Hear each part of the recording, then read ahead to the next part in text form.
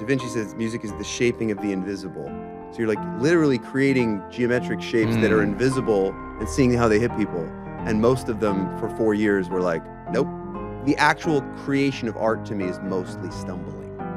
I'll keep stumbling until I find something beautiful. That's really all I can do.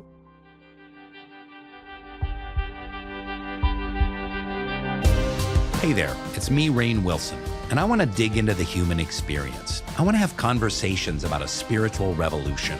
Let's get deep with our favorite thinkers, friends, and entertainers about life, meaning, and idiocy. Welcome to the Soul Boom Podcast.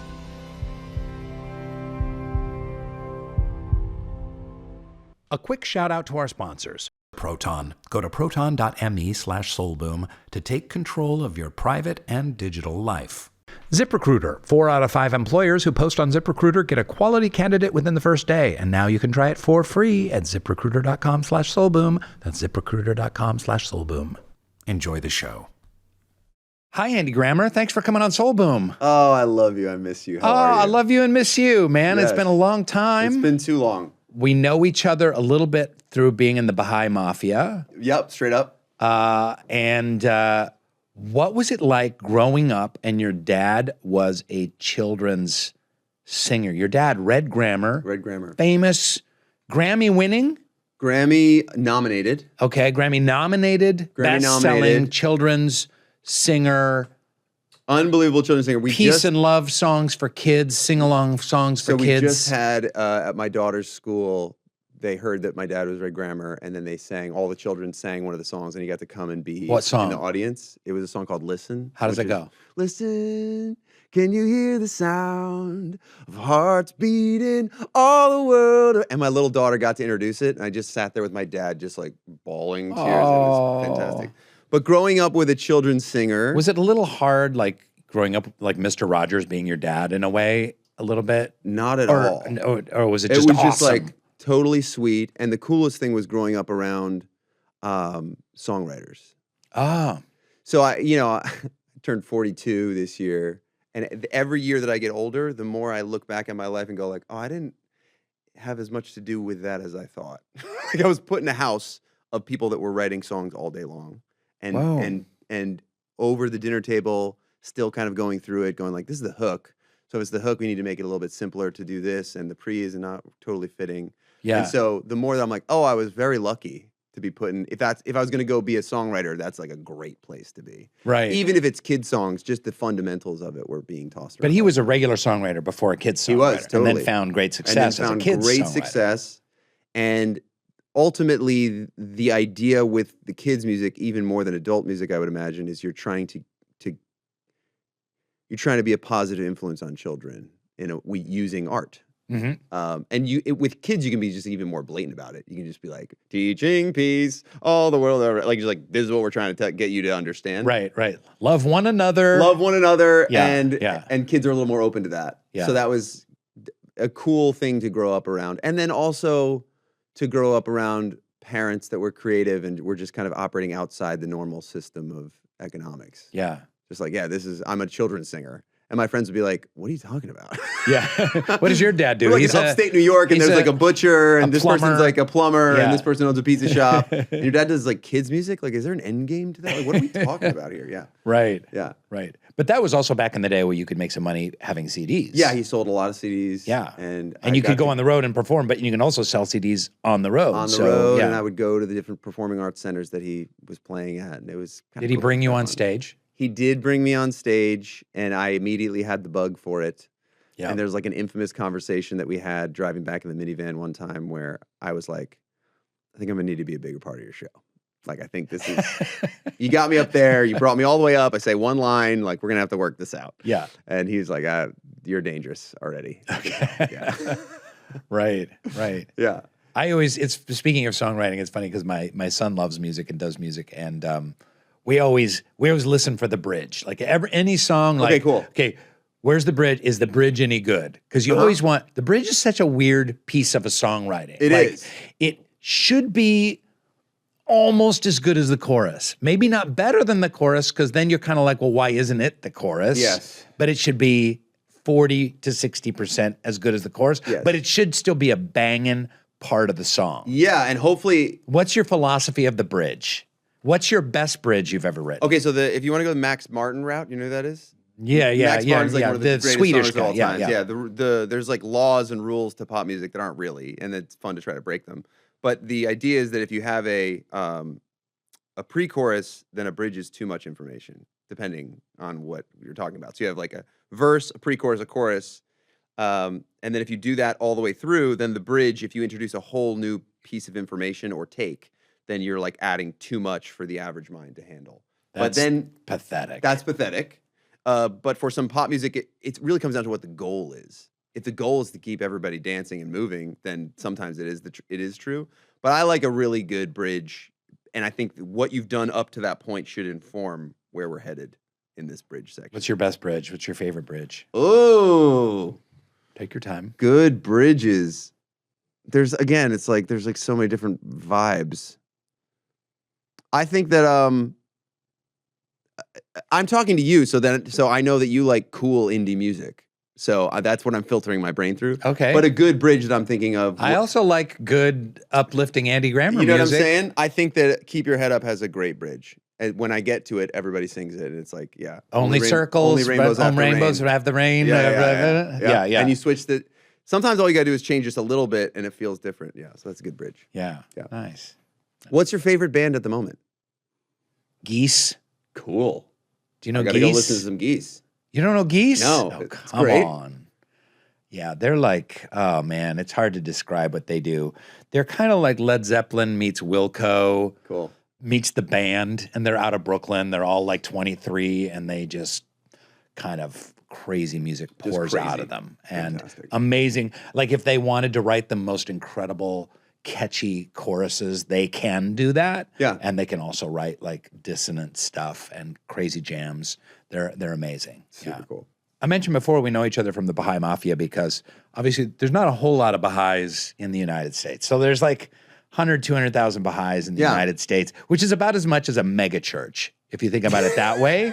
Like true. a Dallas mega church has as many members as like there are Baha'is in the entire United States. So, Totally. So the fact that like Baha'is all like kind of know each other a little bit is not that crazy. No. Because it's like a mega church. You know the people in the mega church. It might take you years to kind of get to know, especially if you're getting to know the artists. Yeah.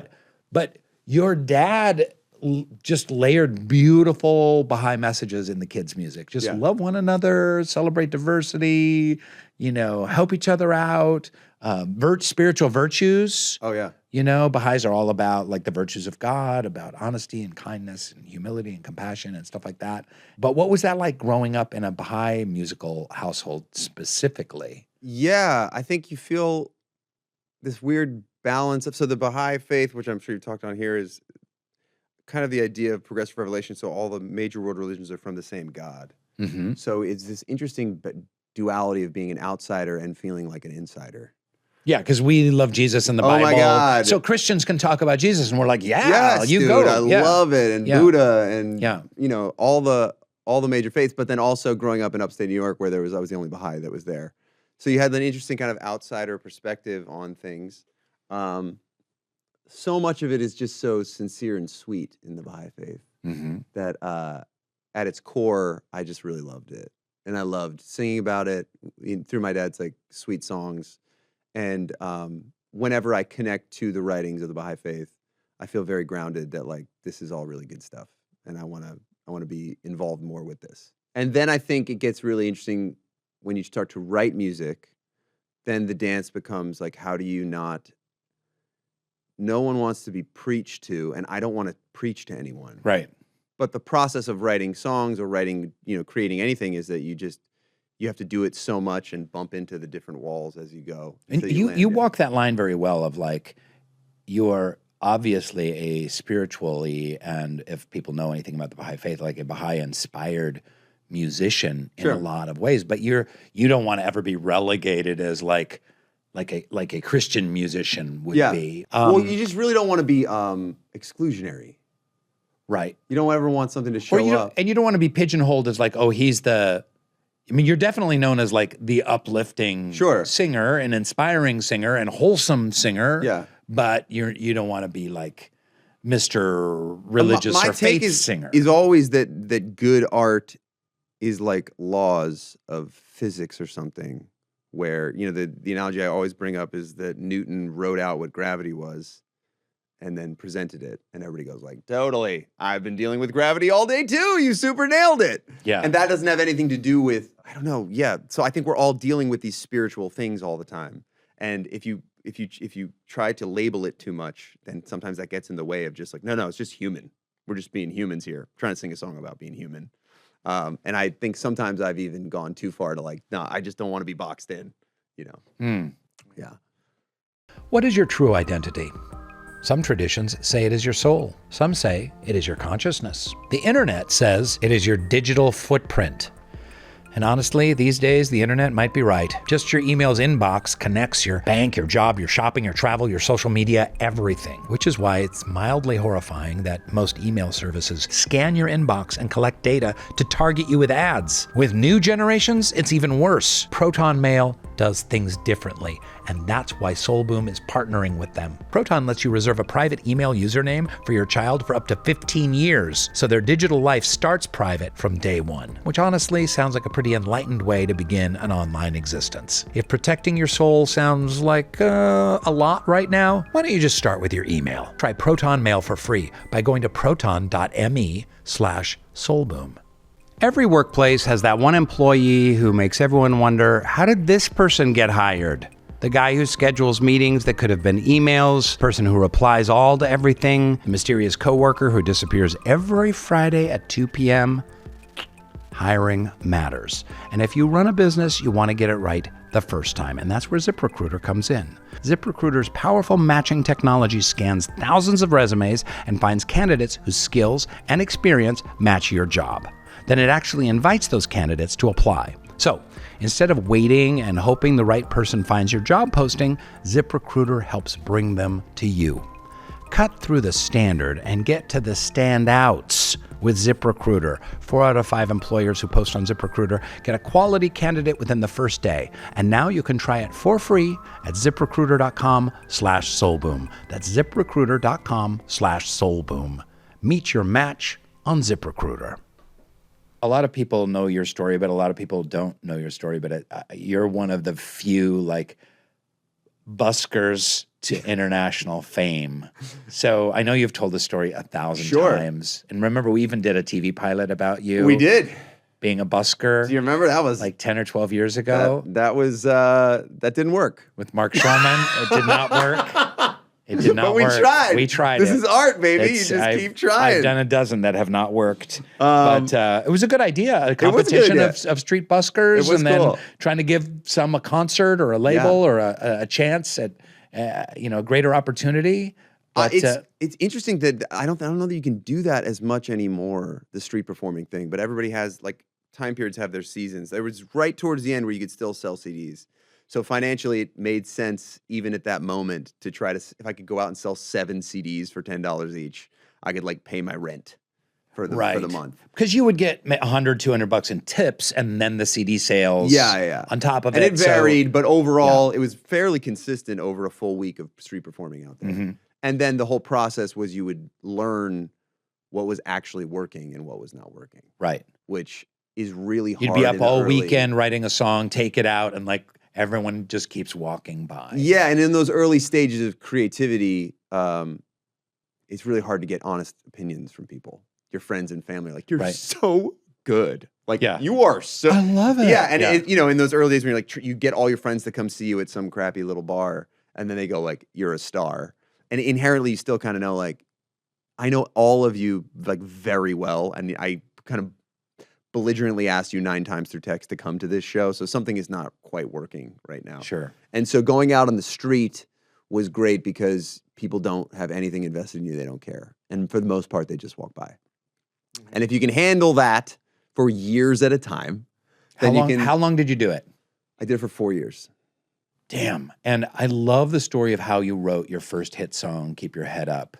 But tell us that and other stories of the street. So the stories of the street are basically just resilience of, there's this debate of like, what is art and what is valuable? and nobody really knows. But as the performer, you know when you are being of service to someone or when you are not. So you're like, cool, this song that I wrote, we can call it art, but it is nobody cares and it sucks, I guess. But what I found was when I sang Sunday Morning by Maroon 5, my vocals with those chords, every time I did it, people would stop.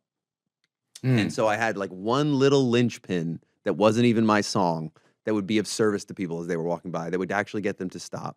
And then through that process of feeling that actual interplay of like, oh, I'm giving you something. That's all I want as a freaking artist is to like something, and I didn't create it and it's not mine, but in this moment I can feel the tension of like something's happening. Yeah. And then over 4 years, getting to the place where I had 15 minutes where that tension was there the whole time. Whoa. And then you go like, okay, cool. And then you could even start with that song, you could rope them in, but then with a lot of originals and a few other covers, you could put on a by the end concert. of the thing, it was like, I know how this works, and I will be of service to you in a way that I think you will like for 15 straight minutes, and then I'll stop and I'll sell way more CDs because now I've given you something. Going back to service, the whole idea of when you play shows to start, your friends are being of service to you. We've all felt that, where the audience is like, we're here for you, to help you. We're sitting through your sludge as a service to you, my friend. Like, we're here for you. Yeah. And turning that just takes an amount of failure and resilience that is pretty intense. I've heard this so much recently about service, and I wanted to bring it up later, but I'll bring it up right now, that so many psychologists and thinkers and podcasters are talking about when you shift your mentality to service, that's when things open up.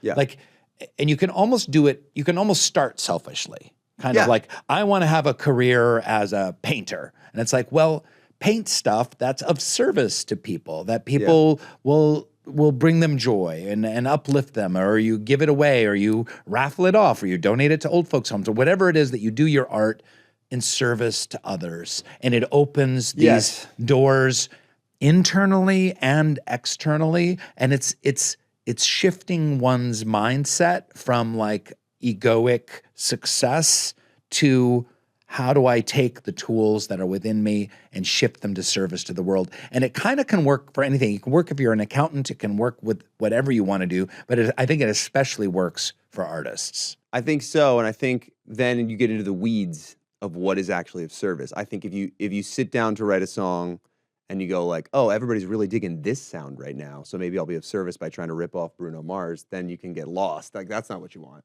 Okay. I think the path to, I don't even know if I have a good answer for that. I think that there's this blend of selfish and service of like, okay, I'm going to spend a lot of time finding out what I love. This is the whole Rick Rubin thing. He's getting really clear on just like the most service you could be with your art sometimes is to get clear enough and quiet enough with yourself of what you genuinely love. And that in turn will become a service because then you will give people something that they like what you like. And that's the most fulfilling piece of all. And I think you can get lost. Basically, though, being on the street shows you're not being of service to anyone. You know, in your early like 20s, you can be like, I'm a musician. I said it out loud, so I guess that's what I am. And then you go to do it, and people that aren't invested in you go like, we don't care. And we don't have any, we're just going to keep walking because we actually have no reason to stop. And I think that service can show up in ways of being like, oh, then I'm going to get really good at this so that I can be of service to you in the way that like a plumber shows up and goes like, I know what works, what doesn't work, how this actually happens. So I think it's some mix of finding what your unique purpose is and your unique point of view and your style is to bring to the world, and then just hard work of getting good enough at the craft so that when you show up to a venue that you are good enough to give the people what they need, you know? And also there's some musicians that just succeed in the studio, and there's some that are great live performers and maybe have crappy songs, but you had to kind of, that honed both, right? That really it taught honed you how to both. perform as well. And I remember going back to the craft service songs. thing, there was this essay that I would read when I was out on the street by this guy who was Paul something. And I found it somewhere. It was like Boston Conservatory of Music. He said to all the parents, and he's like, if you were coming to school to be a lawyer, I'd really want you to study, your kids to study the hardest, because someone's going to come into their office and need their help badly in that moment. If they're a doctor, you better be really good at what you do, because someone's going to come in with a broken arm. And depending on how good you are at what you do, they leave with a fixed arm or a not fixed arm. And he's like, people will come in to your concert with hearts that are weary. Oh. This makes me cry every time I say it, because people will come in with hearts that are weary, and if you know what you're doing and you've studied hard and you've put in all the hours and the work to write the things and to be able to nail it in concert, then they will leave rejuvenated. And that is what gets me out of bed in the morning when I go in to write the songs. Now, at this point in my life, I'm like, okay, I'm going to make this thing that I know is going to have a drum moment that's going to like pump people up, or take them down and make them feel something specific. But the whole goal is that when you leave a show, we've all felt that. We've gone to a show and we're like, oh, I remember something deep inside myself that I forgot by being here. And that is ultimately the goal for me. It's like, oh man, if you come to one of my shows, I want you to remember something about the goodness of life or community or something that that's like deep in there, that in the day-to-day we get wearied down. And then shows are these things where you go like, oh yeah. And your whole week, your whole month, hopefully your whole year is better. I just saw that movie Hamnet. Did you see that? I haven't seen it yet. Oh my God. Is it great? Oh, it's so good. Okay, good.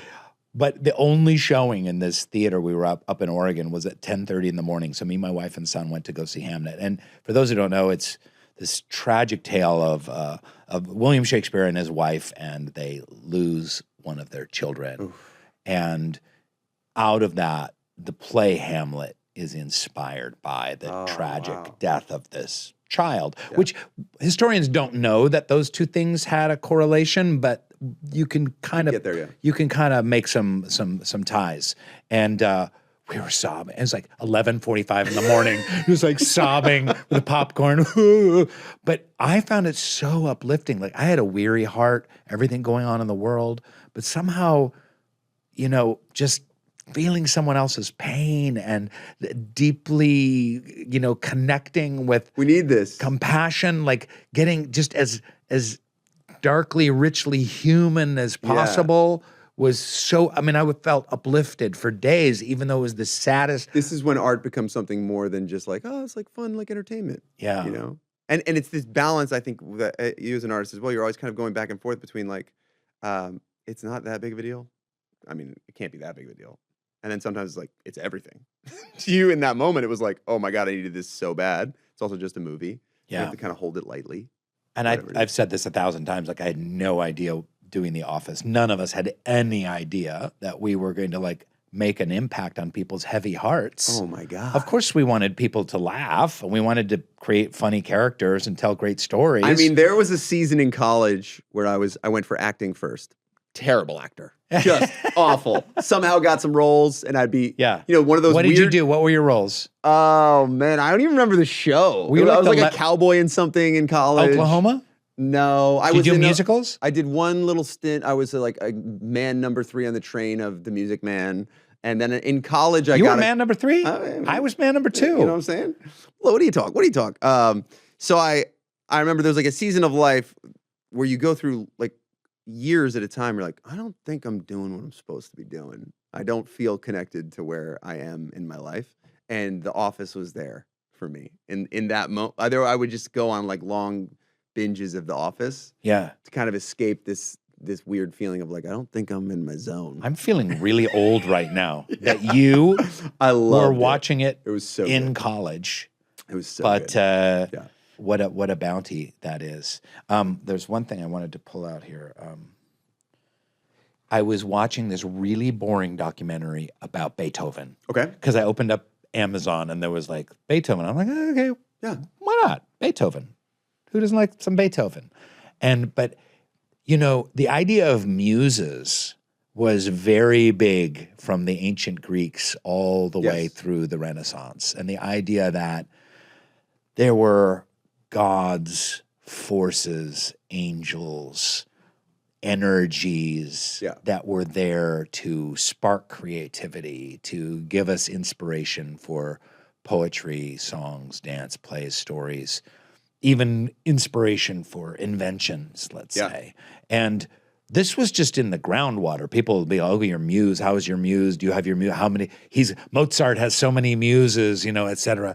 And they had this thing, and this historian was talking about, like, Beethoven was this child prodigy, and he was like 11 and playing the piano, and he had a vision of his muse, and his muse said, God wants you to play the harmonies of your soul. Your muse wants you to play the harmonies of your soul. Incredible. So Beethoven made his whole life like, I'm going to play the harmonies of my soul. I love it. And he was the first kind of composer that was like, blah, blah, blah, blah, blah, playing, well, I don't know much about classical music, but then like would stop and like have,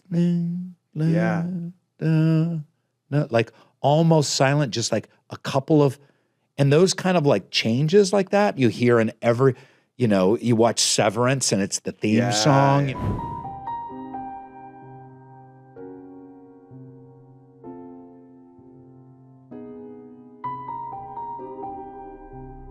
It's modern music was created out of Beethoven's muse of the harmonies of his soul. Have you ever had a muse moment where you felt like there's something popping?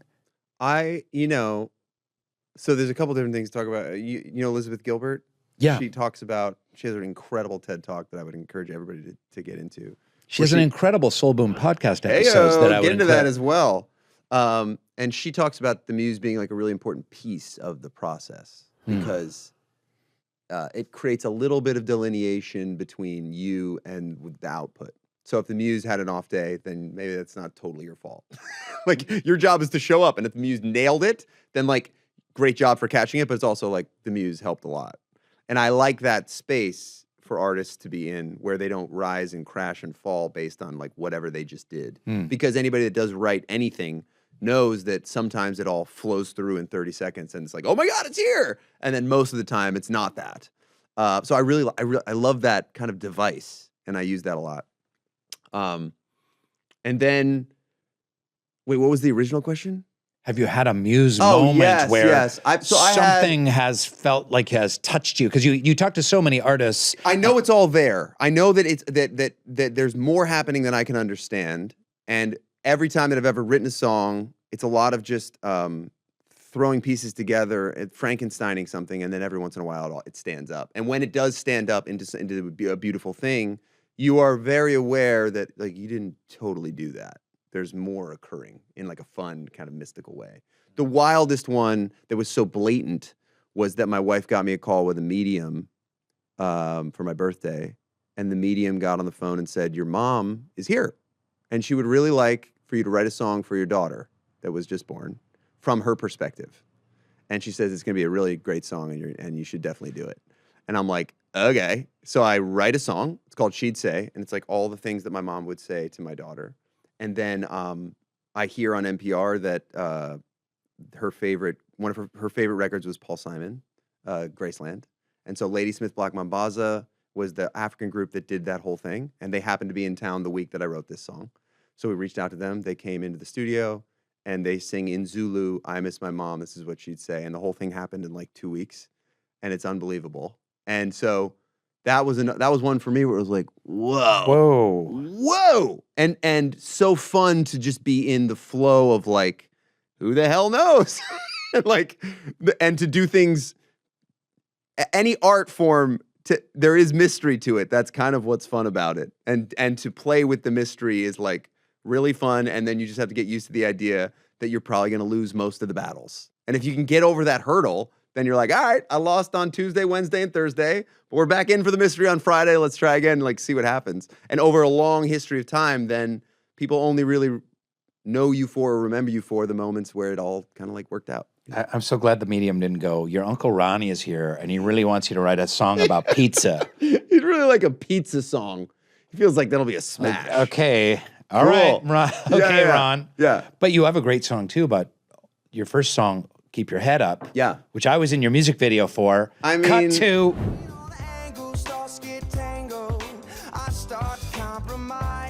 Do you remember? I'm really interested what your take is from your perspective at the time. I was just like crazy making, trying to do anything that was possible. You were huge on The Office. the label comes to me and goes like, what do you think Rainn would do it? And I'm already like guilty. Just this coming from a place of like, I know him kind of, I don't know him that well. I guess I could play the Baha'i card. Is this how this works? Like, I don't know how to do this. Yeah. And I took you out to lunch and you just said like, yeah, I'll do it. Yeah. And do you remember that? Yeah. Because you had nothing to gain.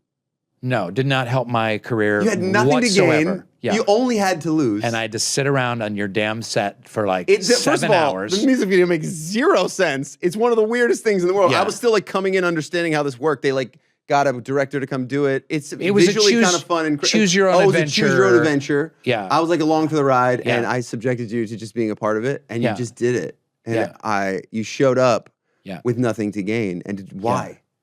I wanted to help you out.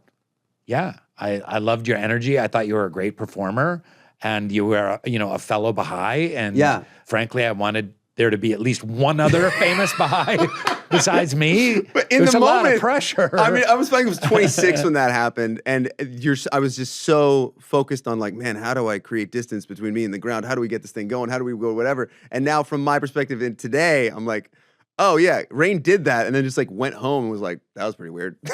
I got to imagine, like what a gift you gave me at the time. Well, and also, it was like, oh, Rainn was from The Office is in this music video. There were some headlines 100%. that came out about that. So it got it a little extra pop. Maybe a few 10,000 extra people saw the music video, or 100,000 because I was in it. And like, great, then my job is done. Not that you needed me, because it was a big hit song. I did need you, and I think what I've found in my life is to, at least weekly, try to do an action where you have nothing to gain, because it just creates these like really sweet kind of like loops that occur.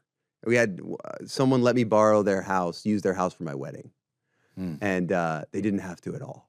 And now that I have a little bit of like a nice place, we've now done it for other people. And you start these processes, but it takes someone to go, I'm gonna do this even though it doesn't have anything, just out of the goodness. Yeah. And we need a lot more of that right now. It's like that pay it forward, the pay it forward thing idea. Yeah. And I don't care if it sounds cheesy, whatever it is. We need more of that. Yeah. And you get a taste for it. And you get a taste for it. Yeah. I bet you left and said, that was weird, but like, I did a good thing today. Yeah. You know what I mean? I was like, I hope it helps him. This is crazy what they're undertaking here. But you were in a moment too where like a day of yours at that moment, we all have different seasons of life, and a day was a big day. It's like a thing to take. Yeah. So I really appreciate it. But there's a great story about how you wrote that song coming out of the busking. Yes. And can you tell it? Yeah, so I had been We're talking about keep your street head up. performing for a long You got to keep your head up. Oh. Been doing that for a really long time, and it was a full day of just singing on the street and not $1, not one acknowledgement. And I'd go out there, you have to lug your whole freaking cart out there, and then you wind it down the Santa Monica stairs, and you're sitting in an elevator, it doesn't really fit. The whole thing's so annoying. And you go out and you sing to the world and with zero acknowledgement for about 8 hours. And I'm packing up all my stuff. And I had a conversation with the sky, God, whatever, and was just making it very clear that I will never stop. So I will be here singing to people who don't care about me and just came to buy jeans for the next 20 years. If that's what you would like me to do, I just want to be clear to the universe that I will never leave. And I remember being kind of aggressive about it to the sky, having this conversation. And then I went home and wrote Keep Your Head Up. It's one of the songs that I wrote 100% by myself. Sat at the piano, wrote that little thing, and then things started to move, But after 4 years.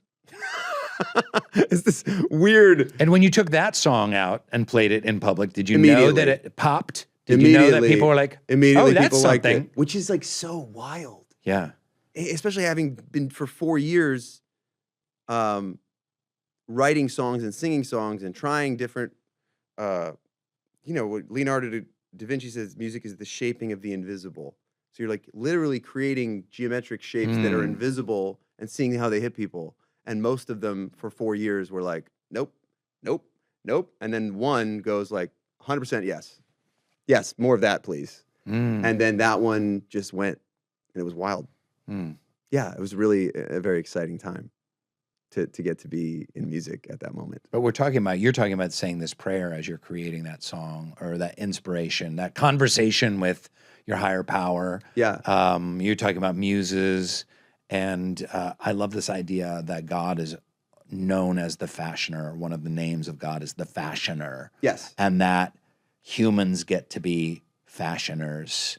Too, artists can be fashioners in emulation of that divine spirit, that there's, there's an empty stage and then there's a dance, there's an empty page, then there's a drawing, there's a silent room and then it's filled with song, and that there is a kind of like a transcendent impulse to create something beautiful, and that those mystical ropes between that and this, I love that conversation. They're 100% there, and anybody who has ever done it or experienced something come through, most people I would say would agree that there's something going on that we don't understand, and that's the fun of it. That's the fun, is that you just keep messing around with it.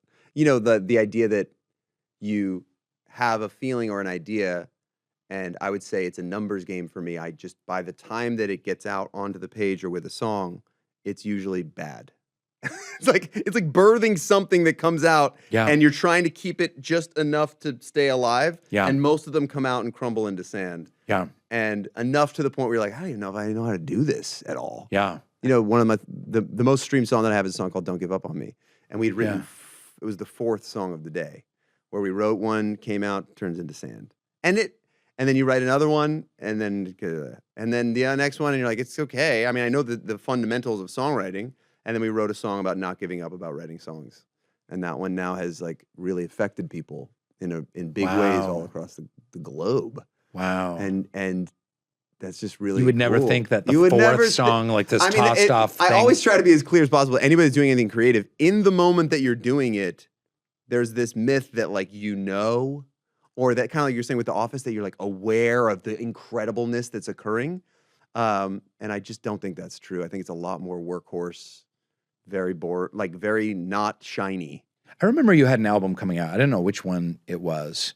And you had and you played for me a CD, and it had honestly, it had 24 songs on it. Sure. And you were trying to pick 9. But you had a lot of songs on this thing. Yeah. And you're like, this one or this one? And like, this one or this one? And like, all the songs were good, but you were trying to nobody cares about good. No one cares about how do you get the past good? How do you? And I think even for that one, you ended up jettisoning most of it, probably most of that, and maybe didn't even go with most of the songs on that. I think the allegiance has to be to be creating, as opposed to be creating something brilliant.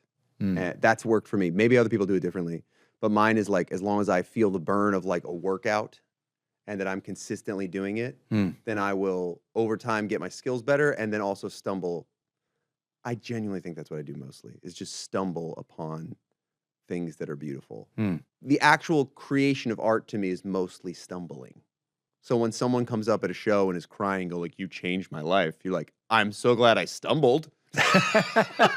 Give me a hug, let's talk about it. I love you, I stumbled, and the only thing that I'll give myself credit for is that I wouldn't stop. Yeah, I'll keep stumbling until I find something beautiful, but that's really all I can do. Which I would hope would be encouraging to anybody that wants to be creative. Right. Just keep stumbling. I say, I have a bunch of friends that are in different artistic pursuits, and I will throughout the week text them and go, keep making shitty art. Just keep making it. Yeah, make shitty art. Make something shitty today. Yeah, because it lowers the bar enough to where the thing that you think is shitty, then you come back, look at it later, and you're like, this is kind of good. You show it to somebody else. I don't think we know necessarily how things are going to react to other people. So my allegiance is to making. I want to continually be making. Now you get to make a lot more with your wife, Asia. Yeah. She's amazing. She's unbelievable. She came on tour this year. She put out an incredible EP. She had a song called Me Time that was amazing. And her band came out and just smashed in front of the crowds. What was that like? You toured with the family, and then your daughter and my daughters come up and want to sing in the show, and it's pretty sweet moment. It's a little Partridge Family. It's a little Partridge Family. It's echoing you playing with Red Grammar. Yeah. My daughter, oldest one. Can you bring Red on as well? I have done that before. Crowd goes wild. If you had Red, Andy, Asia, just get it all Louisiana together. Yep. And Izzy is, she's down. Yeah. She doesn't care as much, but she's down. She doesn't want to be left out. Are you all going to go do it? Then I'll come if we're all going. Yeah. But Louie right now is the one who loves to sing, and she's in theater, and she's we're doing the process with her of like what it means to practice. Right. You know, you can't push too hard.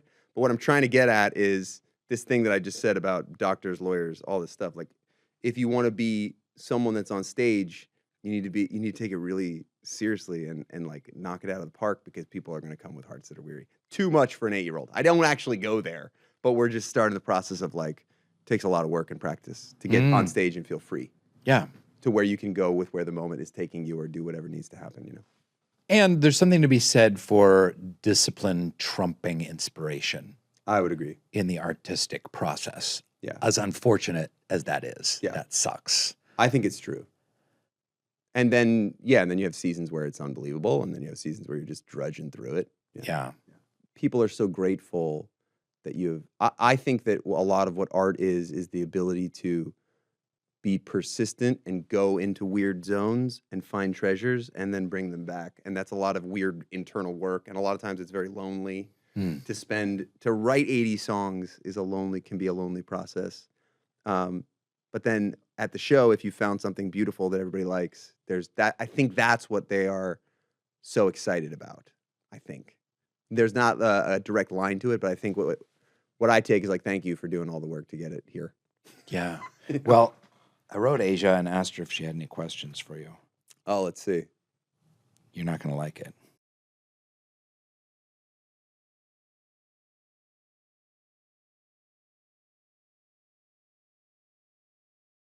He's done a lot of work the last few years on how you can view yourself as a hard worker and noble and still allow yourself to rest. Ooh. But he's always been bad at rest because he feels he has to earn it by burning out first.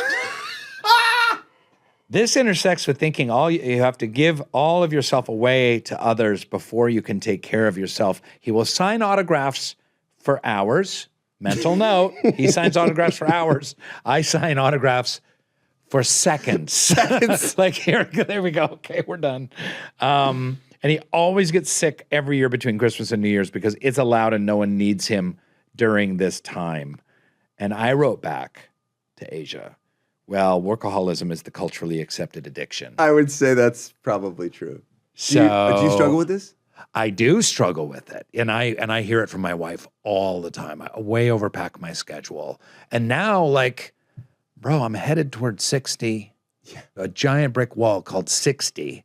And I'll still I'll go out on the road, I'll do speaking tours, and I'll do, shoots and this and that. And I'll pack my schedule as if I'm 37. Yeah. And so I have this men's group that I'm a part of, and I pulled together a little subset of them of an accountability group that I check in with every 2 or 3 weeks. We have a little Zoom, and I go over my schedule with them. Yeah. Just to keep myself accountable that I'm not going to overbook myself and, have some kind of mental or nervous breakdown out on the road. Yeah, and especially growing up as a Baha'i, there's so much around service and around selflessness. Yeah. Around the idea that the word I is not a great word. And so sometimes I think I can take that. And giving yourself away, like the Shoghi Effendi talks about, like the light from a candle, Yeah, like the that's so flame from a beautiful. candle, like ever giving, or a fountain ever giving of itself. Yeah, and I logically believe that if you don't rest, then you can't give the best of yourself. But I have trouble putting it into practice, and I'm not at a. I think when I was younger, I thought that was kind of cool. And now I'm like, I don't know, that's cool. I'm not very good at it. All right. Trying to get better at it, yeah. Yeah. Can I ask you a question? Sure. So you came to my one-man show. Yeah.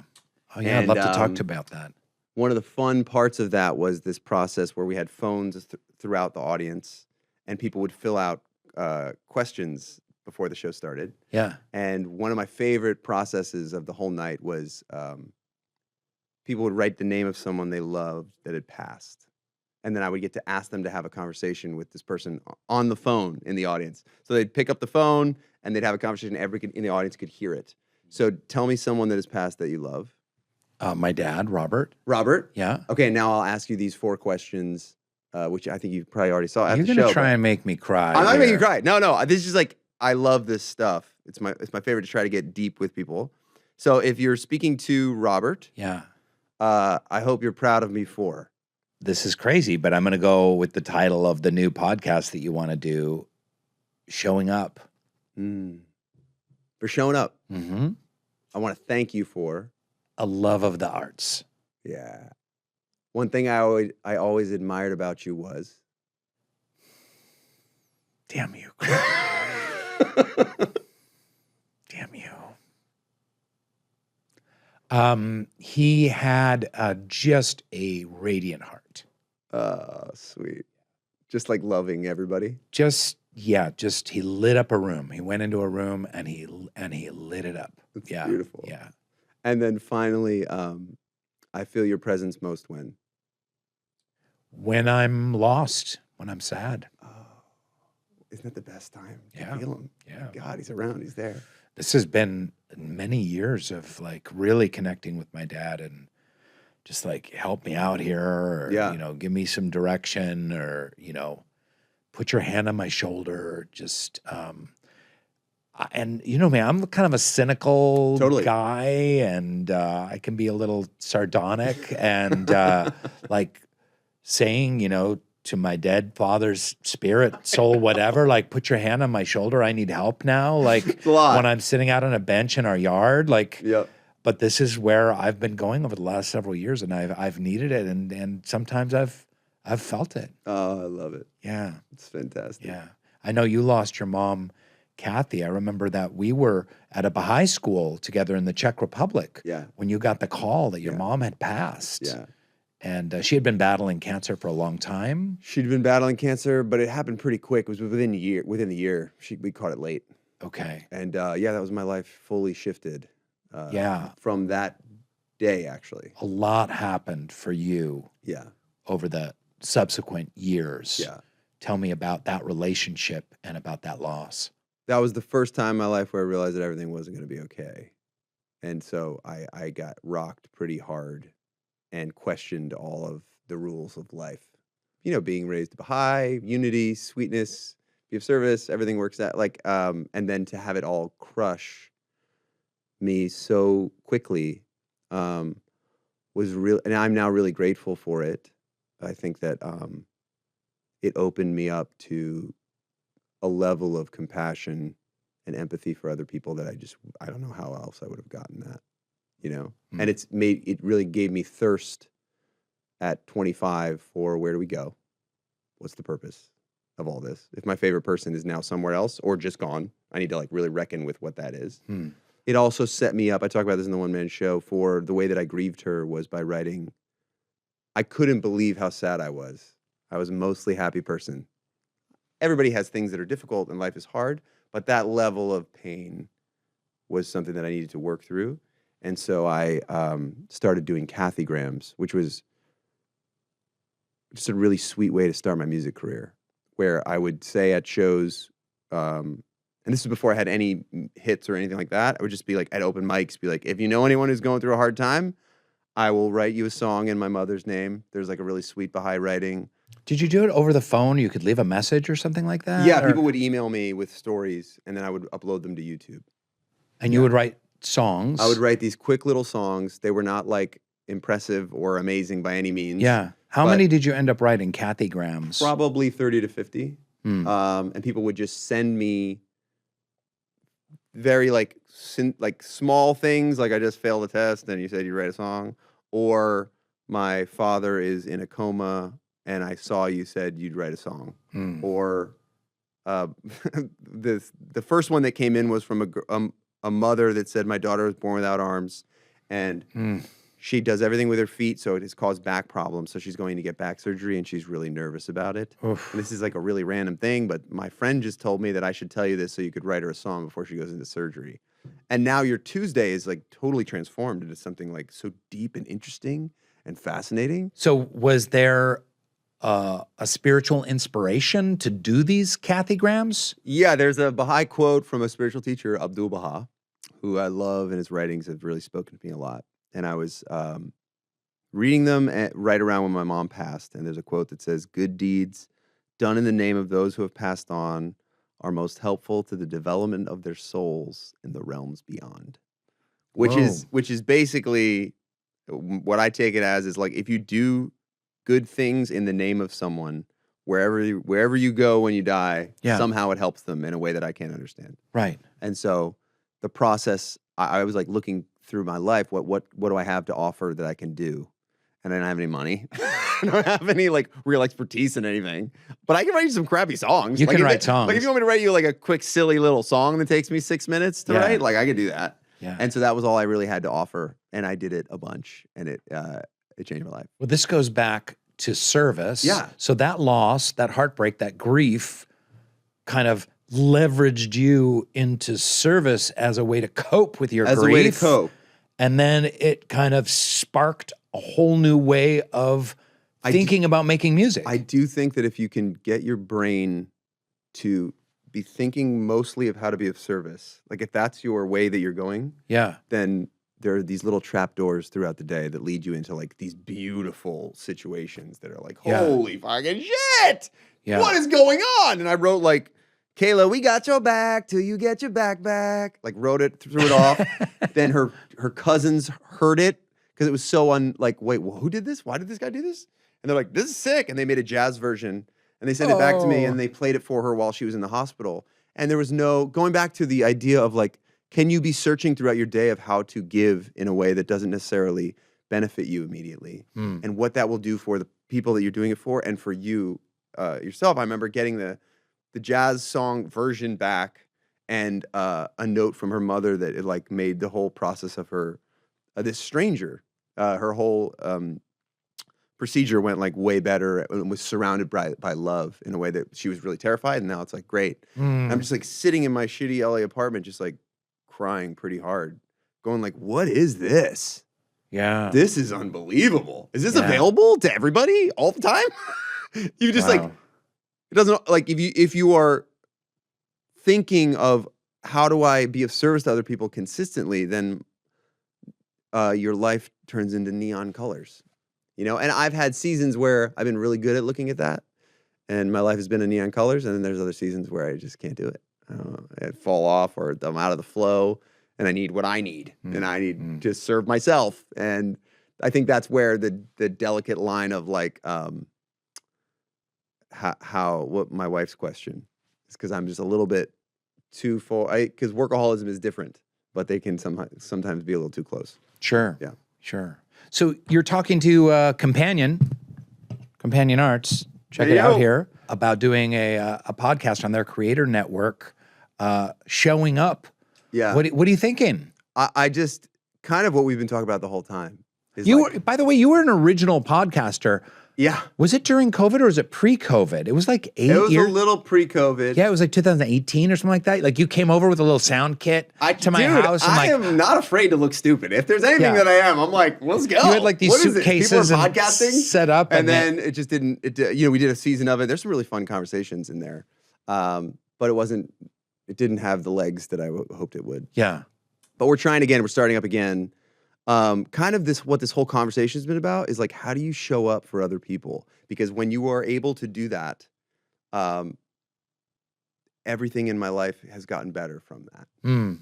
It is one of the starting points of what separates a normal day from a, oh my God, I'm so glad to be alive day. And I love the idea of figuring out how to show up for yourself as well. And getting in conversation with other people who've like a question that I would love to ask on this podcast would be, because you're someone that comes up for me of who's shown up for me more than I have for them. With just in the accidents of life, I'm like, oh my God, this guy now with perspective, he just showed up. No, I like super needed it. No, I do want to say, like, I asked you at least once or twice to come up to Seattle and perform for the Mona Foundation for the charity benefit. Yeah. And you showed flew up. I forgot to another city. Yes. And performed for nothing. Yes. I would say only because you started the process. Okay. Right. You were in a really position of had a lot going on and you just did it out of the goodness of your heart. And therefore, for the rest of my life, if you tell me to go anywhere, I will go wherever Rainn Wilson tells me to go. Oh my gosh. Wow. Forever. Yeah. My phone is yours. I'm going to need you to go dig latrines in Mongolia. But I'm really fascinated with the interworkings of why it's hard to show up, like what stops us. Yeah. When you want to show up for someone else, there's all these interesting blockages or reasons why. Like, say, like what a young version goes like, all right, well then I'm just gonna like do really nice things for people all the time. But sometimes when you try to do that, then there's like dignity. You don't want to like just think that you're above someone to do something nice for them. There's all these interesting like small little problems or ways that it works better sometimes, and I'd love to have conversations with people about that process and tease out like how we can all better show up for each other. Because in this moment in history, we need that bad. And you said to me in the green room before we started this conversation that sometimes you're overwhelmed. You don't know what to do right now. Yeah. We're looking at the news and it's like people getting shot in the face and we're invading Greenland and what the hell is going on? It's a wild time. How are you dealing with this? How are you keeping your head up? How are you don't give up? How are you don't give upping? Yeah, I think you just can control. How are you showing up? Man, I would love to give you a better answer. I'm going to try to do, I mean, for me, it's music a lot of times, is going in and trying to write music that expresses how I feel in the moment and trying to be a source of calm and bringing people back to the center, mostly myself, and then hopefully creating, I'm working on a new album right now that I'm really excited about. That's been a lot of what's bringing me peace and excitement at the moment. And then doing the everyday little things where I am showing up for others. I have a practice where I will just consistently call probably 15 to 20 friends and check on them, see how they're doing, push them, try to encourage them in whatever's going on in their lives. How do we, I'm always on the lookout for like big events. Did someone just get married? Is there a death in the family? Is there like a tragedy? Yeah. Like just like consistently looking for ways to show up for other people. And I find that in that path, I'm always a little bit happier. That usually pulls me out of whatever bullshit I'm in. And it's always good to start, even if you have to start for selfish motives. Totally. Start for some selfish motives. 100%. To give to other people. And it does get a little more contagious. It does. It gets a little more kindtagious. Kindtagious. This is my idea. And I don't know whether it's going to work or not. Okay. But I'm excited about it. Clothing brand called Kindtagious. Clothing brand is called Kindtagious. The idea is that... is that stupid shirt you're wearing for sale? Because that's ridiculous. I know, this is not it. But I like the shirt. The idea of Kindtagious is... It's a stupid shirt. The collars stick up and they're like white. It's weird. First of all, you can blame Alana. Alana gave me this shirt. She purchased it for me. But I won't Fuck blame you, her. Alana. I like this. I got this shirt. I got this hat off Amazon, like a crappy hat. It said, treat people with kindness. And I wore it a bunch and I got comments about it. And we'd have conversations with the coffee person that was getting me coffee. Like, yeah, we need more kindness in the world. And I found that when I was going to pick a hat, I have like a couple different hats every day that sometimes I choose. One of them's New York Yankees from New York, like a Jazz Fest hat because I love New Orleans. And then this kindness hat. And clothing can be like showing what team you're on almost. And I found that every day I would like look at it and I would kind of unconsciously just keep choosing the kindness hat. And then I had a sense of like, oh, I think the people that are into my music that have in the same brain space that I'm in of like consistently trying to look outwards and how to show up for people, how to create better moments throughout my day. I wonder if clothes can do that. And that is my question. So are they message clothes? Like, do they always have graphics? Currently, right now, it's like the first run is all just says kindness is contagious.